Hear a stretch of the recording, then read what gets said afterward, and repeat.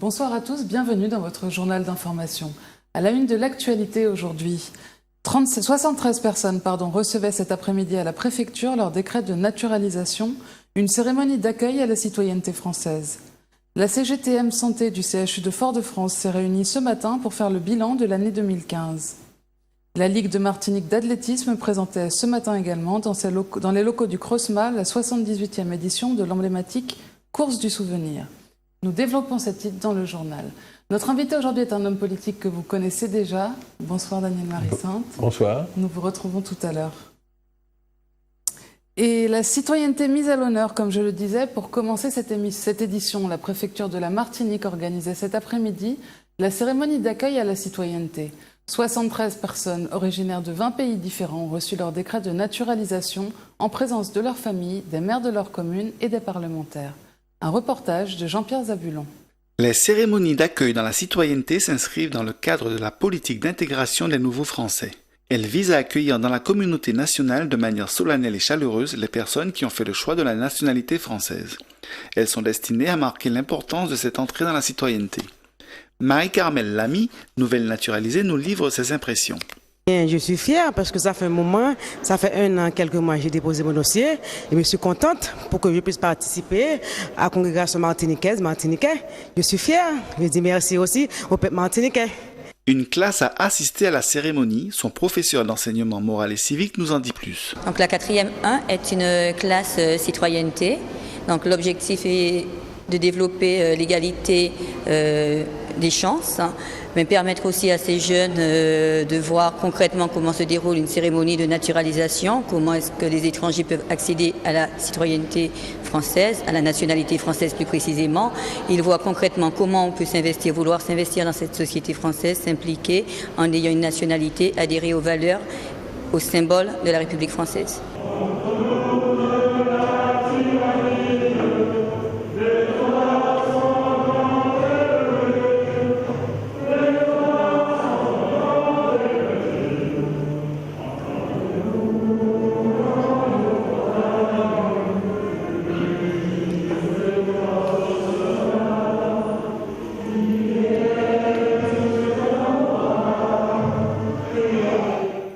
Cette promotion 2015 concernait 73 personnes, dont 26 mineurs qui ont obtenu la nationalité française par naturalisation ou réintégration et par déclaration. Le plus jeune des adultes était âgé de 13 ans et le plus âgé de 68 ans. Pour cette première cérémonie de l'année, 20 nationalités ont été représentées, avec 43% de naturalisés originaires des pays de la Caraïbe. Et une triste nouvelle aujourd'hui en Martinique, Michel Renard, homme fort de la droite martiniquaise, est décédé ce matin à l'âge de 91 ans. Enseignant de profession, l'ancien député maire du Marigot avait commencé sa carrière politique en 1947 à l'âge de 23 ans. Il fut à l'époque le plus jeune maire de France et de plus le plus jeune de l'histoire de la Martinique. La personnalité de Michel Renard a marqué la vie politique martiniquaise. Il occupa pendant des années un rôle de premier plan dans le mouvement gaulliste local. Il a d'ailleurs été le secrétaire départemental du RPR de 1977 à 1987. Mais déçu par le comportement de certains élus de droite, Michel Renard prend ses distances avec le RPR et fonde le 7 avril 1991 son propre parti politique, le mouvement La Martinique avant tout. Après avoir été maire du Marigot pendant 48 ans, il met fin à sa carrière politique. De nombreux hommes politiques martiniquais ont aujourd'hui présenté leurs condoléances. Et sans transition, malaise au lycée Centre-Sud de Ducos ce matin. Plusieurs élèves ont dû être envoyés à l'infirmerie suite à des malaises et de fortes irritations aux yeux et à la gorge. Selon certains d'entre eux, des odeurs de gaz seraient la raison de ces troubles. Le principe de précaution a donc été préféré et l'établissement a anticipé les vacances de Noël et fermé ses portes dès aujourd'hui. Plus d'explications avec la proviseure du lycée, Merlande Saturnin. Ce matin, vers 9h45, un premier élève s'est présenté donc à l'infirmerie en disant qu'il ressentait des picotements, qu'il ne se sentait pas bien. Donc il a été tout de suite pris en charge, comme ça se fait au quotidien, par madame l'infirmière. Dans le même temps, 2, 3, 4 élèves se sont présentés au bureau du proviseur adjoint et on est très rapidement arrivé à une situation d'une dizaine d'élèves qui arrivaient pratiquement du même bâtiment et ces élèves de terminale se plaignaient donc de picotements, certains ont vomi. Donc très rapidement, nous avons compris qu'il se passait quelque chose. Ils disaient à leur façon qu'ils avaient pris des odeurs de gaz, comme ils disent. Donc n'oublions pas que nous sommes à Ducos, dans la proximité donc géographique des lieux où mardi les écoles primaires, voilà, donc très rapidement nous avons mis en place le dispositif qui existe dans tous les établissements scolaires, donc le protocole. On a contacté la mairie de Ducos, donc qui nous a tout de suite répondu, le service de sécurité civile. Nous avons contacté l'ARS, nous avons contacté le rectorat, les pompiers qui sont venus tout de suite. Les élèves ont été pris en charge à la mairie. Donc, ils étaient à peu près, après filtrage et petit interrogatoire, une quinzaine, à peu près 20 élèves qui ont été gardés. Le pompier nous a tout de suite dit qu'au niveau odorat, il ne détectait pas au moment de son arrivée des odeurs particulières. Il avait des petits appareils qui lui ont permis de faire des mesures. Ces mesures sur quelques gaz bien particuliers étaient stériles, donc niveau 0. Mais les faits étaient là, des élèves en situation de malaise. Mais il n'y avait aucune urgence à les évacuer. Vous aurez l'information plus tard, mais je pense qu'en croisant avec les services de la municipalité, nous allons prendre la décision peut-être de ne pas accueillir demain et samedi nos élèves. Nous arrivons à l'heure des bilans 2015. La CGTM Santé du CHU de Fort-de-France se réunissait ce matin pour son assemblée générale annuelle. Différents thèmes ont été abordés pour préparer l'année 2016. Manuel Amon-Louis s'y est rendu. La section CHU de Fort-de-France du syndicat CGTM Santé s'est réunie aujourd'hui en assemblée générale au salon d'honneur du stade Pierre-Aliquer. Plusieurs points étaient à l'ordre du jour, dont la lecture et le vote des rapports, ainsi que les élections du comité et de la commission de contrôle financier. C'était également l'occasion pour les adhérents de s'exprimer sur les orientations du syndicat.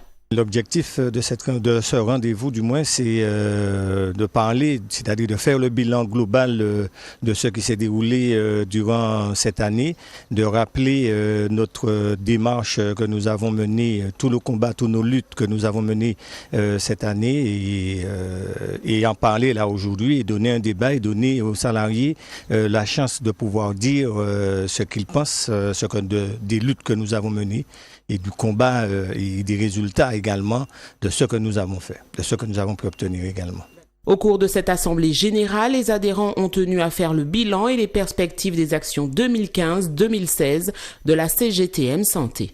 L'engagement de la CGT, c'est plus, c'est-à-dire d'abord les effectifs au niveau du CHU de Martinique où sans cesse nous revenons souvent sur l'auto-remplacement, c'est-à-dire des gens qui doublent à chaque fois leurs vacations ou qui reviennent sur le repos ou qui continuent, qui font une continuité de service. Et là, c'est un danger pour ces agents. Et donc également aussi, c'est les conditions de travail également qui sont devenues aussi exécrables aujourd'hui. Je ne dirais pas qu'on a tout, hein. Il nous manque beaucoup de choses. Nous sommes souvent en manque de matériel, de réapprovisionnement ou encore même les entreprises qui nous fuient et qui disent pour pouvoir obtenir un matériel, un produit ou autre chose qu'il faut d'abord payer avant. Et donc c'est là cette gêne pour nous. Pour la CGTM Santé, le combat pour l'amélioration du secteur santé en Martinique reste un chantier difficile qu'elle compte bien prendre à bras-le-corps pour améliorer les conditions de travail des agents et l'accès aux soins des patients. Et une bonne nouvelle pour les entreprises martiniquaises. La CCI Martinique et la Direction régionale des douanes ont signé un partenariat pour accompagner les entreprises. Ce partenariat vise à favoriser le développement international et la croissance des entreprises locales en offrant aux dirigeants de ces structures un accompagnement plus performant en matière d'import-export. Il s'agit de mutualiser les compétences de la CCI et des douanes, deux acteurs institutionnels incontournables en matière de développement international. Un peu de sport maintenant. 80 années plus tard, la course du souvenir continue. Une course de relais au départ de Saint-Pierre qui rejoint le Morne Rouge par la Trace. La Ligue de Martinique d'athlétisme présentait ce matin dans les locaux du CROSMA la 78e édition de cet événement. Un reportage de William Zali. En vue de la 76e édition de la course du souvenir, le directeur de la Ligue de Martinique d'athlétisme, Max Morinière, a convié la presse ce matin. L'objectif de la Ligue est de renforcer l'engouement de la course sur route et de mettre en avant le travail d'équipe et de partage.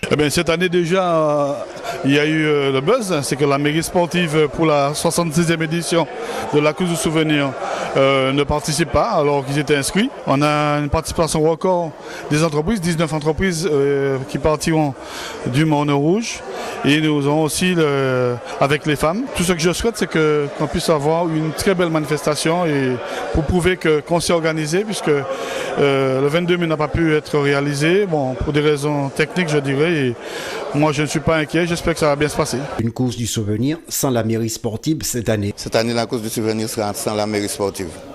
C'est vrai que ce n'est pas de gaieté de cœur qu'on a pris cette décision et que le 22 mai devait être organisé. On nous a annoncé à 22h que la course est annulée, alors que pas mal de clubs avaient déjà fait beaucoup de dépenses et qu'on n'a jamais eu de réponse jusqu'à la journée d'aujourd'hui. Cette première raison, la mairie sportive a décidé de ne pas participer. Puis deuxième raison, c'est parce qu'on veut crier fort que l'athlétisme et notamment la course au stade va mal en Martinique. Un avis que ne partage pas le directeur technique. L'athlétisme en Martinique est en train de renaître.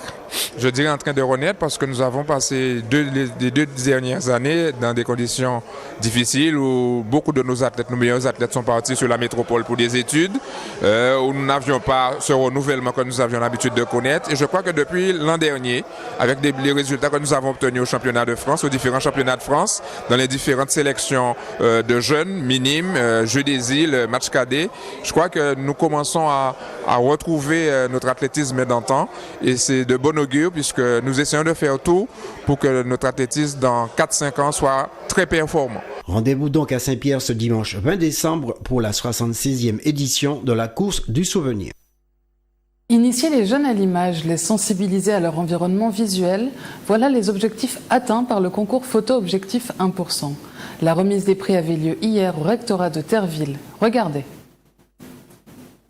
Le concours Photo Objectif 1% s'inscrit dans la valorisation des œuvres d'art. Depuis 1951, le dispositif du 1% artistique consacre 1% du montant des travaux d'une construction publique à la création ou l'acquisition d'œuvres d'art contemporains conçues pour être intégrées au bâtiment. Organisé en partenariat avec la DAC Martinique et le rectorat, ce projet a permis aux élèves de seconde de s'approprier l'image. S'approprier ces œuvres, entrer en résonance, réfléchir et produire d'autres œuvres. Ils ont pris le temps de réfléchir à ce qu'ils voulaient faire. Il y avait plusieurs catégories. Ils pouvaient choisir de représenter l'œuvre, donc d'identifier sa caractéristique la plus importante, comme par exemple le héron avec des longues pattes. La photographie qui a gagné le prix met en valeur l'étirement des pattes de l'oiseau. L'idée, c'est aussi d'aider les élèves à construire un regard sur l'environnement qui les entoure. Les membres du jury ont apprécié la créativité dans le travail fourni et les photos présentées. C'est toujours intéressant de voir ce que les jeunes font, comment les jeunes s'approprient l'image. Parce qu'en fait, sans s'en rendre compte, ils sont rentrés dans le monde de l'image. Ils ont participé à la création d'une image. Et même si certains l'ont peut-être fait rapidement avec leur téléphone portable, en fait, je pense que la majorité de ceux qui sont là, des lauréats, l'ont fait avec une conscience et une concentration assez importante. À partir du moment où il y a une création, c'est intéressant. En Martinique, 25 établissements scolaires ont une œuvre d'art relevant de ce dispositif. Pour la première fois en Martinique, une conférence TEDx est organisée ce dimanche prochain au Grand Carbet du parc Aimé-Césaire. TEDx est la plus grande conférence au monde sur le thème de la technologie et de l'innovation. Elle a pour vocation de donner la parole aux brillants esprits afin de partager le résultat de leurs recherches. Manuela Montlouis a rencontré les organisateurs. Pour la première fois, la Martinique organise et accueille une conférence TEDx. Cette manifestation donnera la parole à plusieurs personnalités d'expérience dans les domaines de la technologie et de l'innovation. Laurent Cypria, l'organisateur de cette conférence TEDx à Fort-de-France, nous en explique les tenants et aboutissants. Aujourd'hui en Martinique, c'est la première fois qu'une conférence de cette dimension est organisée. Donc c'est vraiment un honneur pour la Jeune Chambre économique organisation qui a porté le projet de participer à une conférence et d'organiser une conférence de cette ampleur. L'élément clé de cette manifestation, c'est vraiment les speakers, ce qu'on appelle nos orateurs, les 13 personnes qui ont accepté de monter sur scène et de parler pendant 18 minutes environ de leurs expériences, de leur existence, de leur vie, de tout ce qu'ils ont souhaité et ce qu'ils veulent encore apporter à la Martinique pour en faire une île plus belle, plus merveilleuse. François Regina, qui est venu depuis le Japon jusqu'en Martinique pour participer à cet événement dont la notoriété mondiale ne lui a pas échappé. Et il y a également bien sûr Jean-Marc Deden qui vient de Californie pour délivrer un message plein d'inspiration et une nouvelle perspective, une nouvelle manière de mettre en perspective sa vie. Je les remercie tout particulièrement, mais les 11 autres Martiniquais qui sont venus peut-être d'un peu moins loin n'ont pas forcément des idées et des histoires moins intéressantes à raconter. Au moment où on me l'a proposé, c'est vrai que moi je n'avais pas vraiment connaissance de cet événement. On m'a envoyé pas mal de vidéos puisqu'il y a beaucoup de vidéos de conférences TEDx qui ont lieu partout dans le monde disponibles sur internet. Et quand j'ai commencé à visionner ces vidéos et que j'ai pris conscience de l'ampleur de l'événement, je ne pouvais pas dire non, vraiment. C'est donc ce dimanche 20 décembre de 10h à 22h sous le grand carbet du parc culturel Aimé Césaire que se tiendra cet événement à la résonance mondiale. L'entrée est libre et gratuite. Retrouvons maintenant l'invité de notre édition, Daniel Marie-Sainte. Bonsoir, monsieur Marie-Sainte. Alors, l'investiture de la collectivité territoriale de la Martinique a lieu demain. Selon nos informations, vous devriez siéger au conseil exécutif aux côtés d'Alfred Marie-Jeanne qui présidera le conseil, l'instance. Alors, donc Alfred Marie-Jeanne sera président du conseil exécutif. Quelle place Yann Monplaisir va-t-il obtenir ? En tout cas, d'après ce qui a été convenu entre la liste Bas Pays en Chance et la liste Grand Assemblée qu'a conduit Alfred Marie-Jeanne, nous avons fait un accord. Ce que nous avons appelé un contrat de mandature. Et précisément, Yann Monplaisir a souhaité être un membre du bureau de l'Assemblée. Vous savez, il y a deux organes. Il y a le conseil exécutif, vraisemblablement, qui sera présidé par Alfred Marie-Jeanne, et le bureau de l'Assemblée, un autre organe, l'Assemblée, qui sera présidé vraisemblablement par Claude Lise, et comme il l'a souhaité, Ralph Monplaisir sera présenté comme candidat au bureau de l'Assemblée. D'accord. Il sera l'un des vice-présidents, vraisemblablement le premier vice-président. Très bien, nous en aurons la confirmation demain matin. Oui, ce sont nos collègues qui, après leur vote, vont officialiser cela. Là, ce sont des propositions. D'accord. Et alors, pour faire avancer la démocratie martiniquaise, comment allez-vous vous organiser politiquement ? Pour faire avancer la démocratie, nous allons d'abord respecter notre parole. Nous avons fait un accord, un contrat de mandature avec l'équipe qui était autour de Yann Monplaisir. Nous allons partager les responsabilités. Vous aurez 33 élus parmi les 51, donc ils vont constituer la majorité. Et puis il y aura l'opposition, qui était conduite par Cyril Chimi. Bon, j'ai cru comprendre dans la presse qu'il ne viendra pas lui-même. Il va céder sa place à des suivants de la liste. Il va constituer un groupe de l'opposition.